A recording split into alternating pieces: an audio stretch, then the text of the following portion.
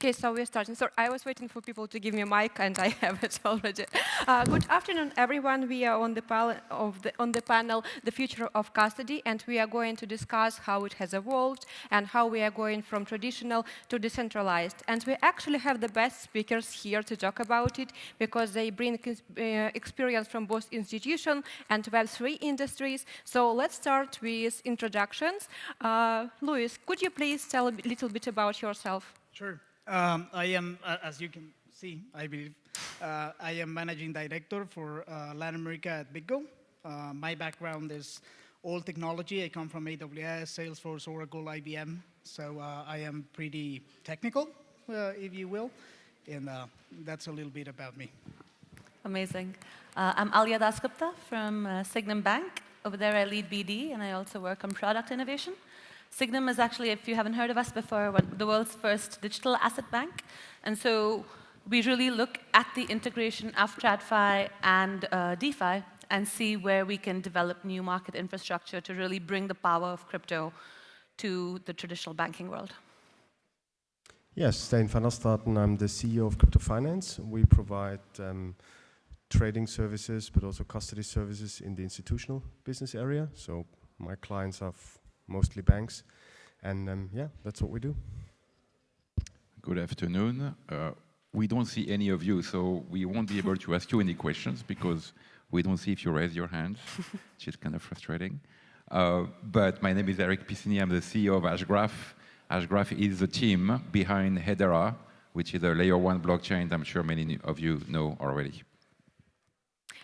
Thank you, guys. Your experience sounds inspiring, and it reminds us that the future of custody is not somewhere, it's here, and we are building it. So it naturally brings me to the question of institutional maturity. And Alia, this one will be to you. I know that Signum Bank has recently unveiled Bitcoin Yield Fund.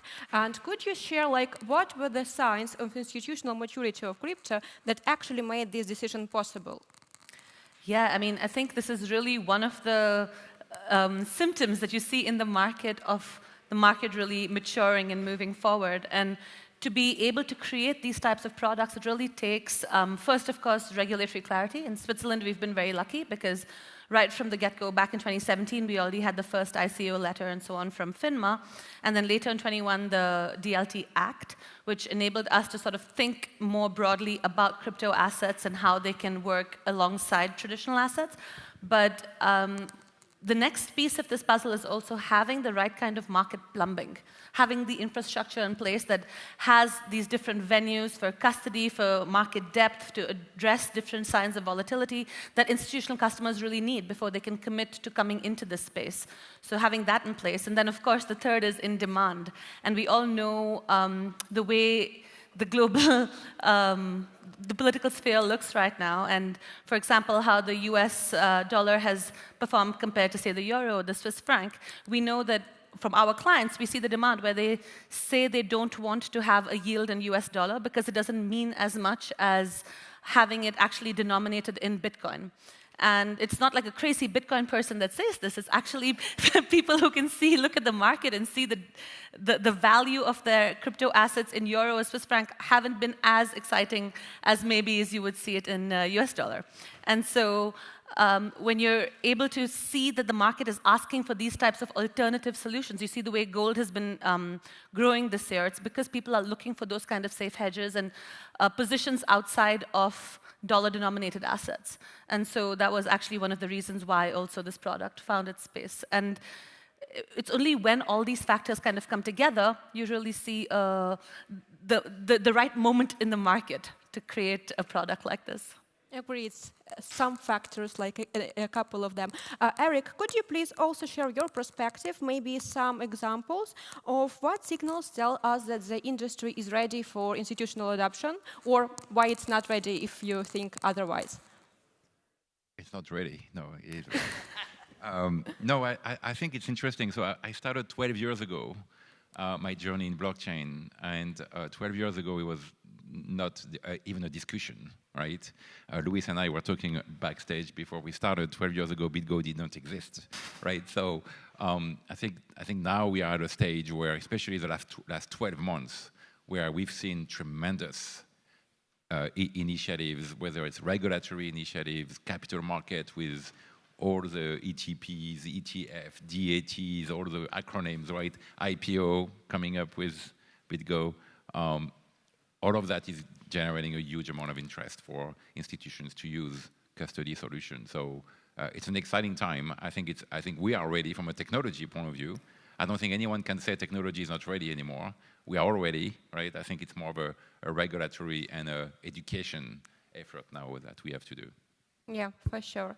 I also want to ask about like values of crypto from technological standpoint. Heard you, Eric. Maybe Louis, you could share like what specific values of crypto industry could help it like reach the same standards as traditional finance have, or maybe exceed those. It's actually a little interesting, the digital centralized to decentralized, because all of the regulations that we're seeing right now are actually coming to regulate the centralized part of it. Decentralized, I think we're a little far from actually getting some regulation on top of that. But what does it bring and what can it offer, the technology of blockchain and the wallets and everything? I think the most important thing that we can get for the centralized piece is trustlessness. Because now you can have small contracts running in several blockchains, you can pick your own blockchain, but you can build a contract in which you can trust. You don't need to trust another counterparty, you don't need to trust another person. You can go directly with a token and change it, take a loan, take several things, even sign some things to the blockchain. And I think that piece of technology is the one that actually gets us to something that challenges traditional finance right now, because traditional finance is too slow in that front. And yes, you as a user need to trust who you're speaking. Either if it is a bank or others, you need to trust them. So I think that is where the play is changed a little bit with blockchain. Got you, thank you. And we mentioned regulations a few times already. Where can we go without them? Staying, the next question is to you. Like crypto finance is regulated by both FINMA and BaFin. In your perspective, how regulation is like influences the life of crypto players, both like companies and individuals? Is it making our lives easier because it's more clear, or harder because of any reasons? Well, that's a good question. I think it makes the life of our clients easier because there is more security around the whole topic. And we saw that before the adoption of MiCA, not many European banks were driving into crypto, because it was like, yeah, but we don't have regulation, we don't have legal certainty, what about this and that? And as you said, in Switzerland we were quite early, luckily, so the first banks came out of Switzerland. And then when MiCA was adopted, large financial institutions are starting to dive into the topic, right? I mean, does it make my life easier? Probably not, because you have to adhere to all those rules.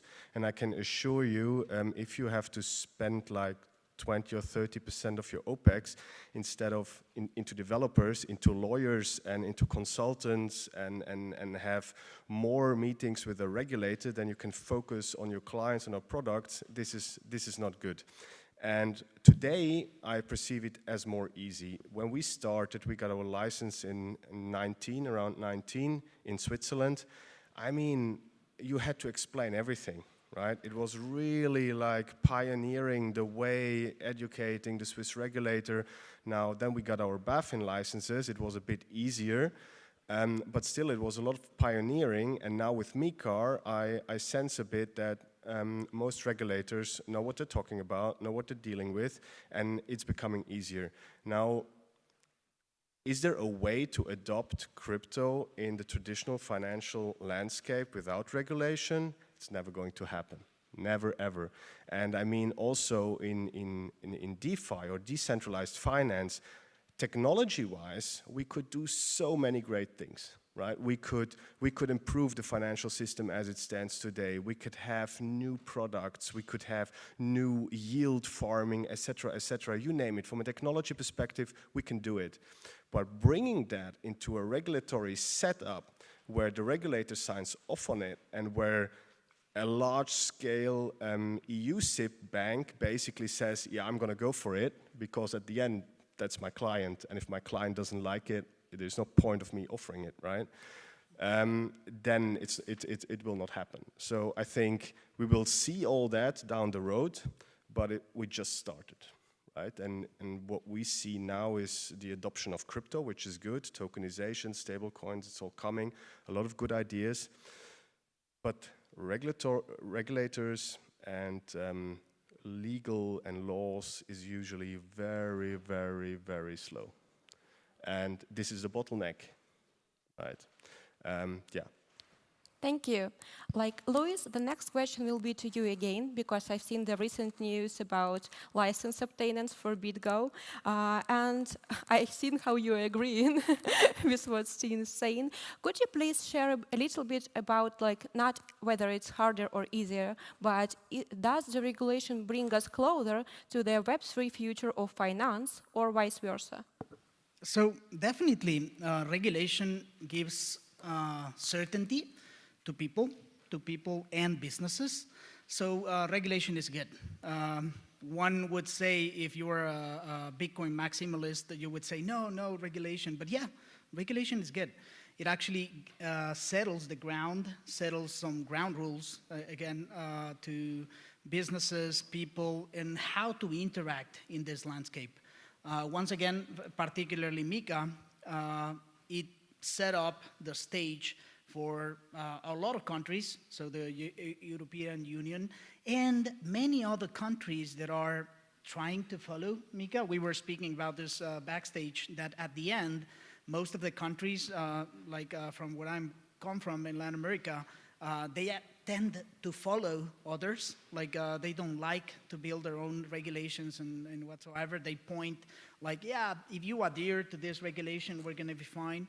And yes, for BitGo, it was a heavy lifting. It is a heavy lifting. A lot of lawyers, a lot of compliance stuff. But now that you're there, you can start doing things that actually really matter. You start seeing banks that are trying to get into the crypto landscape with a product, either lending, borrowing, which is very popular, or even just providing wallets for customers. So definitely, once again, regulation is good. It gives us a fair ground, so everybody can compete on that fair ground. And it is actually what ignites the innovation, and I'm certain that most of that innovation will come now that the rules are more or less fairly stated already. Thank you. Lisa, can I add to this? Sure.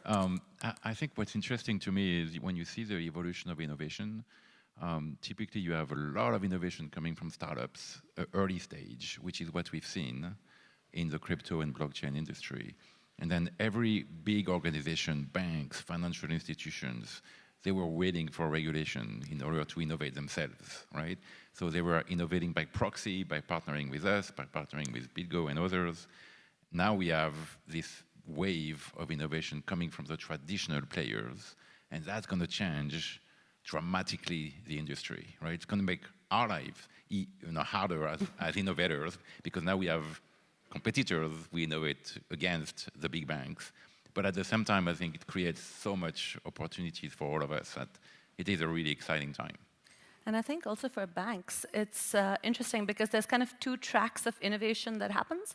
You have kind of access to digital assets as one piece, where they start to see, okay, maybe their clients also want to buy Bitcoin or have Ethereum or stake Ethereum or something like this. And then on the other side, they're actually looking at their own plumbing to say, hey, where can blockchain bring optimization and speed and efficiency? And that's where you see a lot more innovation on, let's say, the deposit tokens. For example, Signum did this with UBS and PostFinance recently to try and actually use the infrastructure to bring that efficiency into kind of core banking operations. Like JP Morgan is doing this also now with Kinexys and so on. And on both sides, I mean, at Signum, for example, we really are always looking at the industry to be, we've been waiting for so long. we got our license in 2019, like crypto finance, but as a bank, you need the ecosystem to kind of come on board for any of these transactions to be meaningful. I mean, it's very lonely on your blockchain by yourself, right? You need to have the other institutions there as well. And so now, finally, we're coming to a place where, you know, things like the Agora project, where you have 100 different banks working together on different creating different infrastructure rails that people can actually use, that institutions can use between themselves. This is where the innovation that Eric is also mentioning is really starting to move forward. And then, of course, on the second track, you also have everyone starting to think about, but our clients are taking all their money from the bank account and going to Coinbase or Kraken or, you know, somewhere else to invest in crypto. And so maybe it's better that we give them access over here. And so, yeah, it's basically two tracks to always look out for. Yeah, makes a lot of sense. Thank you. Like, we talked a lot about institutional adoption and institutional custody, but cryptocurrency, it's about users holding their own keys, right? So, Eric, I want to address this question probably to you. Could you maybe tell a little bit about how do you see the balance between custody as a professional service and empowering users to be like their own, in charge of their own custody? All right, that's interesting. You know, how many of you would like to have, you know, the entire amount of your bank account with you right now in your pocket and travel with it, right? No one. No one is going to want to do that. It's too risky, right? If I lose it, if I get, you know, attacked in, you know, somewhere and I lose all my money. So I think it's a matter of choice. I think we need to give users, you know, big and small, the choice. We need to tell them, if you want, you can custody your own assets with your own system, on your own phone, on your own system. But you also have opportunities to custody with others. By the way, the majority of my crypto is not on my phone, right? Don't try to get it from me. Because I don't trust my own behavior for keeping my crypto with me, I always, you know, do that with others. So I think it's a matter of choice. And I think that's where this panel is very interesting, because we are offering the choice. You can be in charge of your own crypto as an institution or as a user, and you can decide to outsource, in a way, the custody of that crypto as well. It's a matter of choice. Thank you. Anybody would also like to broaden this? Yeah, maybe you have to also distinguish, right? I mean, on a natural person, I can decide I have my wallet in my pocket or I have my crypto in my bank account, but then you also have the institutional investors, right? I mean, BlackRock cannot have a ledger wallet in their office with a 90 billion on there, right? So they are, again, regulated. They have to have a proper custodian, which is recognized as one, and so forth. So you always will have the need for custodians in crypto, otherwise you shut off the whole asset management market of that asset class, because that's also a market that is regulated and has a need for centralized custodians from a traditional world. Yes, maybe down the road, again, we get there, that we are in a world where a fund has a custodian on the blockchain or whatever, but we're not there yet. As of today, if a fund wants to invest in crypto, or an asset manager that manages a fund, he has to have a proper custodian. So there will always be that need, right, from an institutional perspective at least, yes. Yeah. And I think what we also, I forgot to mention, but we are talking about crypto, but it's much bigger than crypto. It's any kind of asset that's going to be digitized in the future. It could be, you know, what we call real-world asset tokenization. Could be a security, it could be a bond, could be your own house. Right? You don't want to carry all of that with you. And by the way, you need, you know, regulatory and servicing of those assets done by third parties anyway. So might as well give that to, you know, those platforms. We often say at Signum that the future has heritage. Because back in 2015 or 16, you had this really utopian ideal of like, oh, we never need banks again. We're going to be free. We will have our own money in our own pocket and no one can control us. And it was, I mean, there are still fringes of the ecosystem that feel this way, but I think more and more the entire ecosystem accepts that to have this broader adoption, to have the institutions come and join, you actually need this, let's say, bridge between some level of sovereignty and self-determination, which I think crypto has been really, really powerful for several nations to see, but also to have this, the rules and the safeguards that institutions have in place to ensure that, I mean, a really simple one is like in payments, if I make a transaction on my credit card that's wrong, I call someone and say, hey, can you fix it for me? And then they send me back my money. With crypto, if I paid in USDC, there's a very, very low possibility that I will ever see those funds again. And so you need kind of to build in those types of safeguards in order to bring that broader adoption. Yeah, I would like to add only that custody at the end, it is, sometimes people think that custody is a commodity or something that it's easy to build. And somewhat it has to be easy, but it also has to be of several layers. Like when you say inheritance, one of the things that comes to mind for me is I buy Bitcoin for my daughters as a weekly, I don't know, savings account. And imagine that I custody my keys myself, right? I know how to do it. I'm an engineer, and I know about cryptographic keys, no crypto, the coins itself. So I understand the flow. But what happens if I die? Like my daughters will get my Bitcoin? Like most likely they won't. So one needs to find a solution for that, and that is the approach that at least at BitGo we lead with. We allow either if you're an institution, almost no individuals, but all institutions, how complex would they want that approach to crypto to be?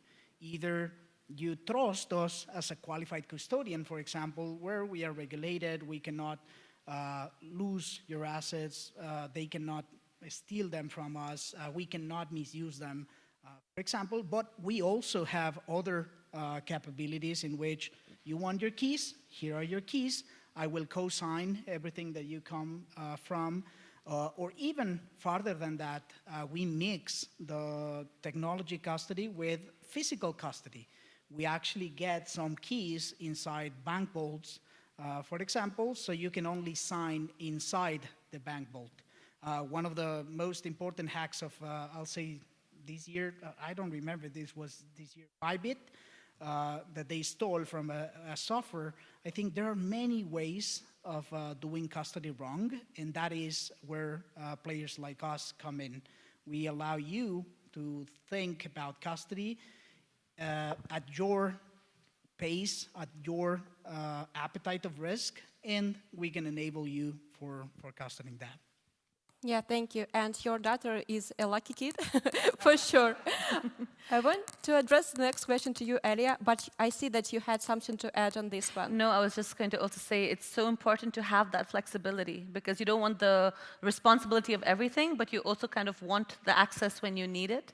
And having multi-sig accounts has been one of the ways in which you can bring that level of social security to any crypto assets. And that's kind of one of the steps in the custody chain that, say, for institutions banking with Signum, we always see that you have a different person responsible for sending assets in and out, a different person responsible for trading, and somebody else who handles fiat accounts. And so even with just setting up systems that provide this kind of rounded custody, it enables institutions to feel safer with how they engage with digital assets, because it's still such a new thing and it's still something they're anxious about. There, for sure.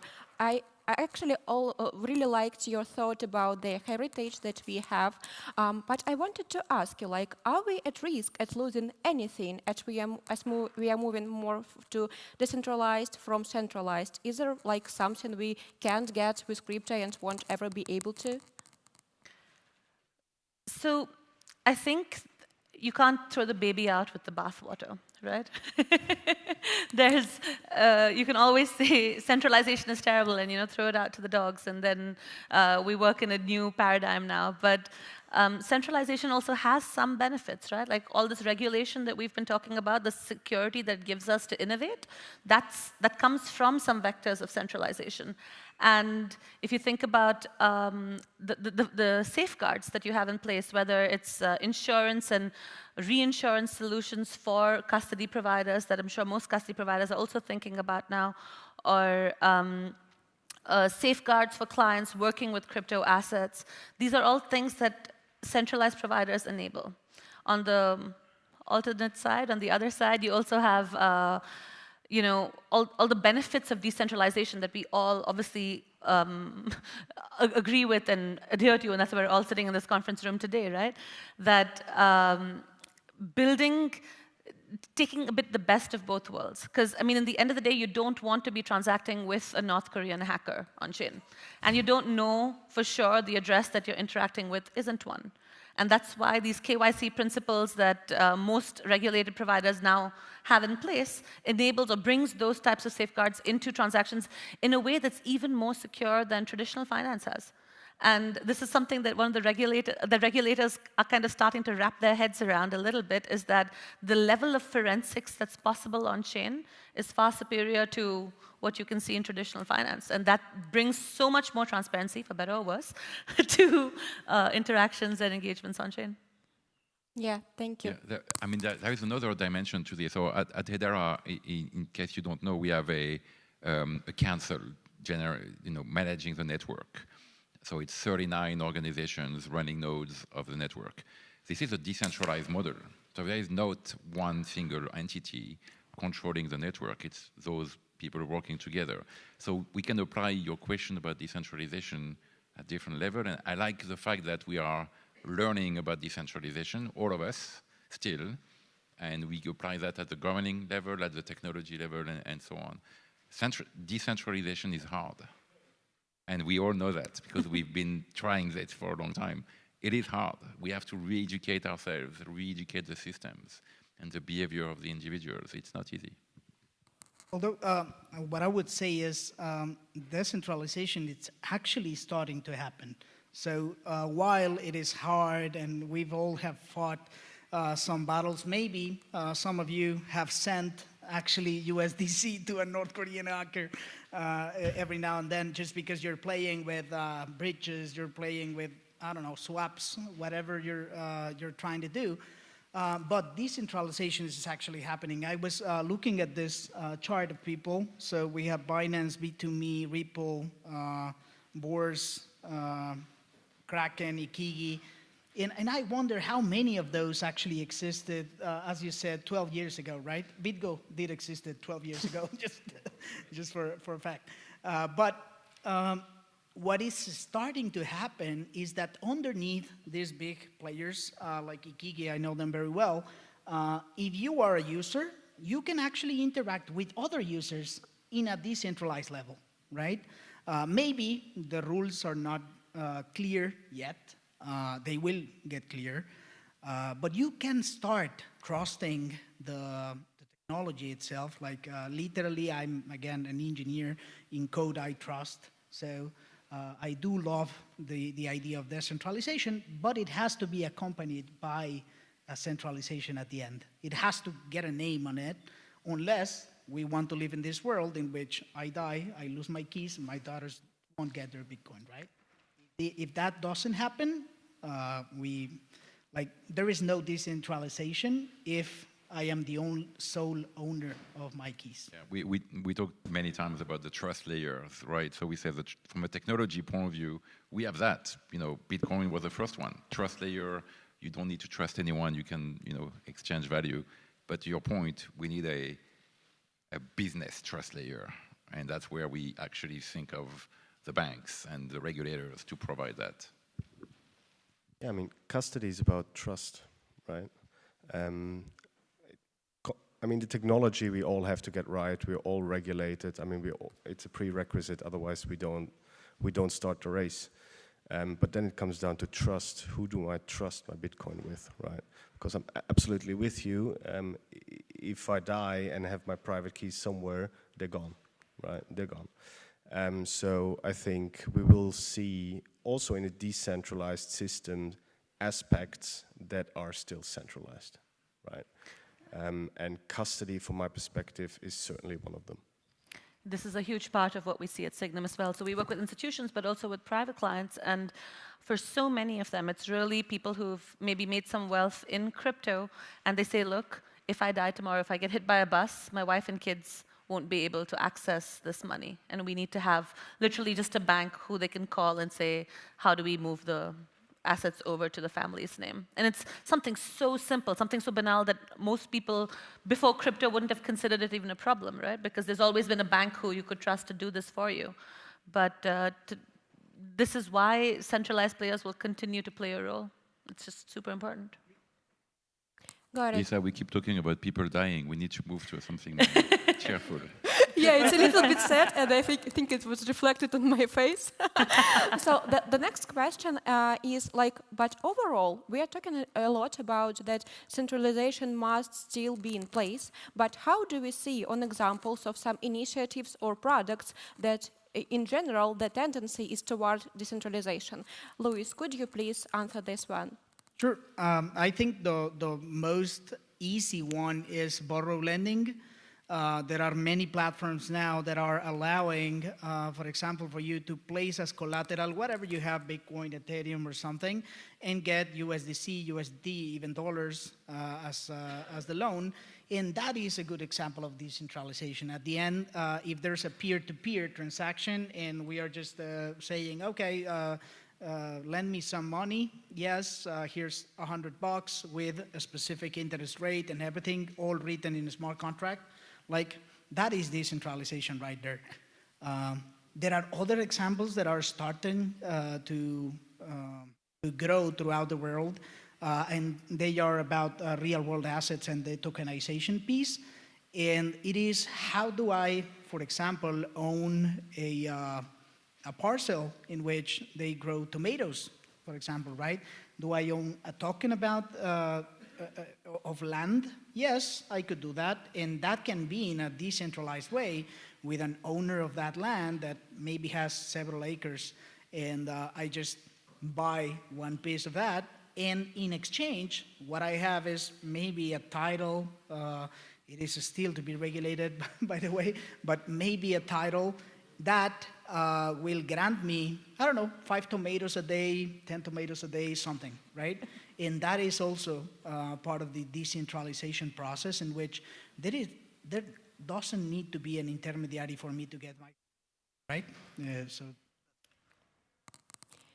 Decentralization and maybe also in a form of democratization.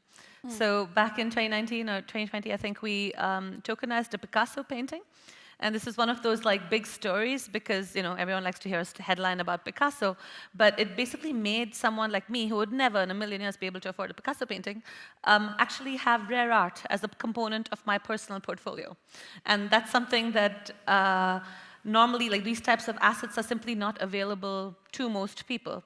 And now, because of bringing these types of things on change, another example is Hamilton Lane. It's a big money market fund. A typical ticket to enter Hamilton Lane position would be 125K. But this is reduced by literally almost 100% down to $1,000 as an entry point for something that is really quite a exclusive product. Like, nobody has access to these types of things. And with the automation and efficiency that the back end makes possible, I don't have a massive compliance team that's sitting and on repapering each single client that is going to take a position in a, you know, for 1,000 francs. It's actually just a token that they buy and they hold, and it's one of the ways in which we really see the maturity of the market coming in. Like, these are all the hopes and dreams that we had back in 2015, and now they start to materialize, and that makes everyone, at least, I mean, maybe I speak too early for my panelists, but it makes us all very hopeful because we're starting to materialize on all these claims. Yeah, I think it's happening already, and I think I would go even further. I would say when we started our journey, we said financial inclusion is also going to be part of the decentralization journey, right? And being able to say anyone can access value, whether it's currency or any kind of assets, even if it's a very tiny amount, that's also something that we need to continue to work on, right? Yeah, I mean, the whole tokenization bit, right? I mean, when we look at the beginning of the internet, how it transformed information, I think when we look at tokenization, it's going to be similar to value, how we see value, how we value things, and especially on financial inclusion. If you want to buy a Tesla stock in most Western countries, you can do so, but in some countries you don't have access to that, right? So, and here tokenization, I think, is not the solving every problem, but certainly there is a lot, especially in the inclusion bit, that can be solved, yes, definitely. Thank you. You raised a very good point. In a lot of times when people are talking about crypto solving the problems of unbanked people, during the discussion we still go to the point where people need to invest in bank to be able to transfer that funds, and so they become crypto. So is there a way that crypto could help unbanked people, or will banks remain central for much longer than we expect them to be? Could you please answer this one as well? I think we will have banks around for much longer, but they will be different from now, certainly. And we see that already, right? I mean, if I look at Coinbase, if I look at Kraken, if I look at a young crowd that trades crypto and everything is instant, it's now. Now explain them if they sell their Tesla stock that they have to wait 2 days to get the money. Why? I just sold it. Why is my money? Where is it? How is that possible? What's T+2? That's not acceptable. And you see that Coinbase, as for security license, they will move into TradFi very fast because they have the financial resources, and that will put massive pressure on banks also to move, but they cannot move that fast, right? However, they have another, on the other side, they have the trust, right? They have the trust, they also have the clients, and it's going to be a fight. The ones coming from the tech side, the other ones coming from the TradFi side, moving into the space. And it's quite interesting to see currently, and it puts very much a lot of energy into the system, right, from both sides, which moves things. And this is quite good because it puts budgets into the space, it pushes the space forward, and this is really great to see. Thank you. And also, it's important to understand that crypto not only matures, it also evolves, and we have different kinds of funds. So I want to address this question to you, Eric. I know that Hedera has tokenization capabilities. Could you please share your perspective on if, like, custody institutions should adapt to new forms of value, such as LWAs, or are we there? Is anything missing by now? Anything missing in the custody space? How custody is adapted to new forms of value? Yeah, I think we touched a little bit on that already, but to me, the custodian providers, BitGo, we partner with BitGo, Fireblocks, all of them. They're gonna have to continue to adopt additional real-world tokenization, asset tokenization platform. They are forcing the banks to actually do that too, which is very interesting to me. They are pushing the banks to innovate way more than they used to, except you, because you're doing that already. But I think that's what's going to happen. And then the onboarding of new assets into those custody platform is going to have to be much faster too. So if tomorrow I want to custody, my house, I'm expecting a bunch of custodian platforms to support that, like tomorrow, not in a month, right? And that's going to accelerate the evolution of all those players, including us supporting them. I think that's one of the dimensions. I think we're out of time, Lisa. Yeah. I think they are getting the sign, yeah. Look. So I didn't get it. Okay, please go. It's just time I see that on the screen. It's about time. Yeah, it actually was the last question. So I just want you guys to maybe share a few words about what do you think will be the determining factor that will change the future of custody in the next 5 years. So, I mean, the challenge I gave yesterday to at the beginning of the event was, I believe that assets who are not going to be tokenized in 3 to 5 years will be less valuable than their equivalent tokenized. And that has a lot of implications for financial markets, if it's true, but you can tell me if I'm wrong. Yeah, I would certainly agree. And maybe within the next 5 years, currently the adoption time for a TradFi bank for crypto is roughly, to get them ready, 18 to 24 months. So 5 years is not a long period, basically. I don't think we see much change, but much more adoption, right? In the next 2 to 3 years, we still will adopt crypto. There will be more tokenization projects coming down the line. We will see stable coins coming up to stage, also in TradFi, in traditional banking, in international payments. The payment sector definitely will change. That will also have a significant impact on custodians. Then the next thing is the widely adoption of tokenized securities in the whole security system that we know it today, with the central clearing as well, and all that kind of stuff, right? Thank but you. That's more like, from my perspective, 5 to 10 years. Yeah, on tokenized securities, I think it's also that regulation has to catch up, because the way a house is tokenized on-chain is fundamentally still different than how you would trade a Tesla stock, and that still needs to kind of, we need to circle the square on that, and regulators have to find a way to accept that. And then the other piece, I think, is also in interoperability, because right now we still have so many different chains doing different types of tokenization on different parts of the world, and bringing them all together into something that actually enables this kind of quick atomic interactions between all of these different types of assets and on underlying tech stacks. I think that's also going to be an important piece. I think I'll close this. What I think is on the future of custody particularly is personalization.